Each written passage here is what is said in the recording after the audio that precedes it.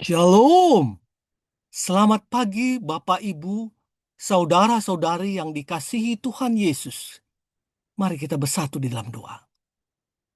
Bapa yang dalam kerajaan surga, selamat pagi. Terima kasih Tuhan atas perlindungan-Mu dalam kehidupan kami satu malam penuh. Hari ini hari yang baru yang Tuhan berikan. Ajari kami Tuhan, agar kami boleh menikmati hari yang Tuhan berikan pada kami saat ini. Kami boleh bersyukur, kami boleh merasakan bahwa penyertaan Tuhan tiada habis-habisnya dalam hidup kami. Berbicaralah Engkau Bapa. Amin. Nikmati kopinya. Landasan firman Tuhan diambil dari Lukas 12 ayat 23 yang mengatakan kepada kita, sebab hidup itu lebih daripada makanan dan tubuh itu lebih daripada pakaian. Bapak, Ibu, saudara-saudari yang dikasihi Tuhan, tidak jarang kita menggerutu dan menyesali keadaan yang terjadi dalam hidup ini. Begitu banyak segi kehidupan yang membuat kita merasa tidak puas dan akhirnya melupakan pemberian Tuhan, yaitu pemberian yang sangat berharga, kehidupan itu sendiri. Cerita berikut ini memberikan pelajaran penting bagi kita, agar kita tidak terlalu mempersoalkan mengenai cara Tuhan mengemas kehidupan masing-masing orang. Tetapi yang penting adalah inti dari pemberian Tuhan itu. Begini ceritanya. Suatu hari, beberapa alumni Universitas California Berkeley yang sudah bekerja dan mapan dalam karir mendatangi profesor kampus mereka yang kini sudah lanjut usia. Mereka menghormati dan mereka berkumpul di tempat profesor itu dan bercerita banyak hal termasuk menyangkut pekerjaan, dan akhirnya mengungkapkan keluhan-keluhan serta protes terhadap pekerjaan maupun kehidupan mereka masing-masing. Sang profesor itu diam, lalu dia bangkit ke dapur dan kembali dengan membawa seteko kopi panas. Di sebuah nampan kopi, ia membawa macam-macam cangkir kopi.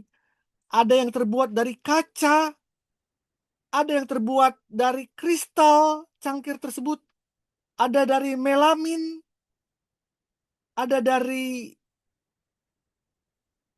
plastik, bahkan ada yang dari seng sederhana. Beberapa cangkir tampak indah dan mahal, tetapi ada juga yang bentuknya biasa-biasa saja dan terbuat dari bahan yang murah.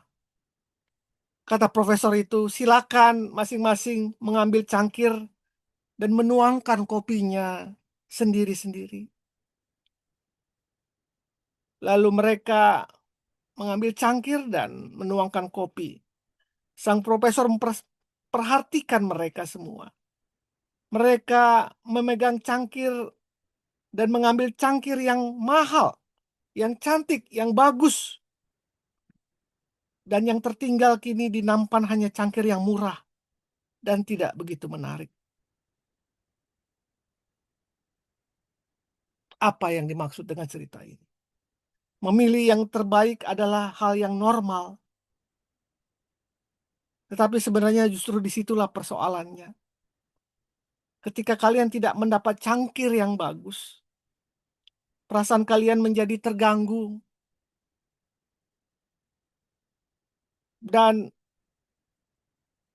Sukacita itu jauh dari kalian karena kalian mulai melihat cangkir yang dipegang orang lain lebih indah daripada cangkir yang kalian pegang. Pikiran kalian terfokus kepada cangkir, padahal yang kalian ingin nikmati bukanlah cangkirnya, melainkan isinya, kopinya. Bapak, Ibu, saudara-saudari yang dikasih Tuhan, sesungguhnya kopi itu adalah kehidupan kita. Sedangkan cangkirnya adalah pekerjaan kita, jabatan kita, uang kita, posisi yang kita miliki, dan sebagainya. Jangan pernah membiarkan cangkir yang hanya merupakan wadah dari kopi tersebut mempengaruhi rasa kopi Anda, mempengaruhi kopi yang kita bisa nikmati. Pekerjaan, jabatan, status, kekayaan di dalam pekerjaan atau di masyarakat hanya merupakan wadah, hanya merupakan cangkir yang seharusnya tidak mempengaruhi kualitas kehidupan kita. Orang boleh saja menaruh kopinya di dalam cangkir kristal yang mahal dan indah. Tetapi belum tentu mereka dapat merasakan nikmatnya dari kopi tersebut. Artinya, ada sebagian orang menurut penglihatan jasmani kita memang beruntung dan berbahagia. Tetapi belum tentu mereka dapat menikmati indahnya karunia kehidupan yang diberikan Tuhan kepadanya.